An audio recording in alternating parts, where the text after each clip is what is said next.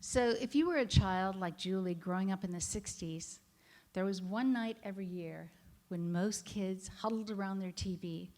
No one was on the playground. This was the annual showing of The Wizard of Oz. That was the story of a Midwest girl who finds her inner self and learns her brains, her heart, and her courage are her strengths. Brains, heart, and courage are the perfect descriptions of Julie Wainwright, our award winner tonight. Julie came to the Valley from South Bend, Indiana, after she graduated from Purdue to take her first job as a brand manager at Clorox. She only lasted at Clorox for 3 years because she was discovered by the software industry. I met Julie almost 26 years ago in 1994. We had just invested in a company called Berkeley Systems, if you remember screensavers. And I recruited Julie for the CMO role. Young Julie had already worked a decade after Clorox in the software industry. She was 30 years old. Not long after her start as CMO, we promoted her to CEO. The company's successful outcome was due to her leadership skills, her brilliant and extremely creative mind, and her unwavering intellectual stamina. This would be Julie's first CEO position, but not her last. Julie has had an incredible journey. In the 40 years she's been working, Julie has been employed by 11 different companies, 6 of which she has been the CEO. Her CEO role at the RealReal today marks the 7th company she has led as a CEO. Until forming the RealReal, Julie was pretty much a hired gun by venture capitalists. We asked her to take on the most challenging situations, and she delivered with great exits for many venture capital firms. She had the moral courage to take Pets.com through bankruptcy during the bust period versus just hoping for the best and thus returning money to shareholders. Her real courage was tested in the pummeling she took in the press for years to come. Julie's heart is in the arts. She's an unsung supporter of the arts and her community. She's been a strong patron of the arts, serving on the boards of the Headland Center for the Arts, the Magic Theater, and the San Francisco Art Institute. She single-handedly spearheaded the renaming of the Waldo Tunnel to honor our beloved Marin actor, Robin Williams. The RealReal started at her kitchen table, albeit a really nice kitchen, and now employs thousands of people, is a public market company with a market cap of $1.2 billion. And in less than 10 years, her vision and extraordinary leadership has redefined the complex global fashion industry and its definition of sustainability. Over the years, we've become very close friends. One would imagine all that Julie has embraced in her life that she rarely sees her friends. But no. She's the same Midwest girl from South Bend, Indiana, a bright, brave, spirited overachiever that amazingly still finds time to bake and decorate cookies to bring to her friends every Christmas Eve. The 2020 Visionary Awards adds to the many accolades and prestigious awards that Julie has recently received, being named to Vanity Fair's new establishment list, Forbes Over 40, and the Parsons Table Award.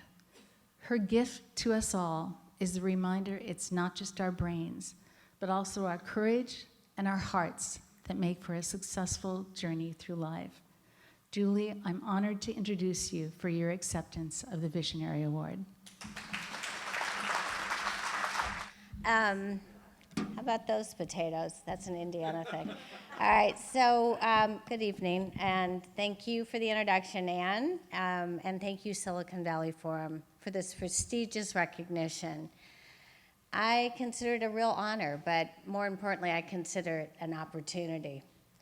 I am the founder and CEO of a public company, and while exciting and certainly great, it's a little mind-blowing as well when you consider I'm only one of 7 female founders, excluding male co-founders, that have ever taken a company public, ever.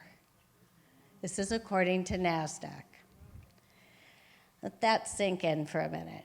There's only been 7 female founders who have managed to take a company public.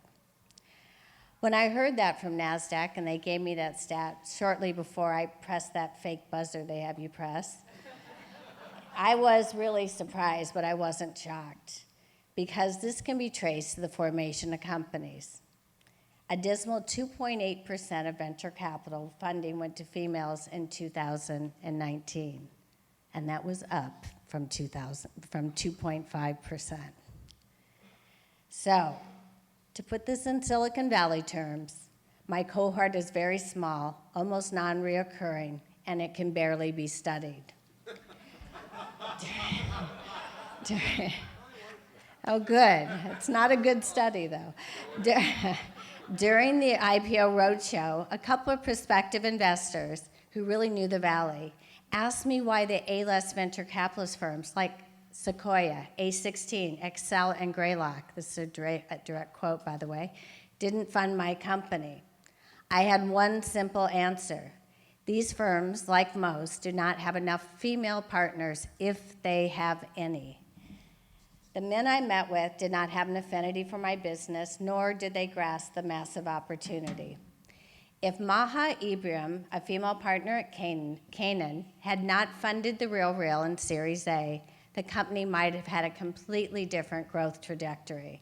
And because she did, Dana Settle, a female partner at Graycroft, was able to convince her male partners they too should participate in the round.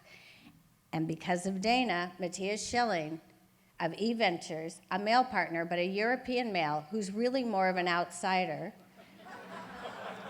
came into Series A. They believed in our business and me, and that's why I stand before you. This is not an industry that embraces women, diversity, or age.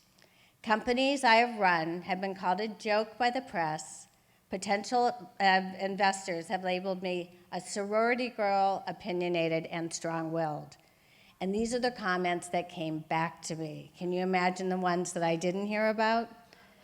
Okay, let me be very clear. I am opinionated, and I'm really strong-willed. It's called vision, people. And when you couple that,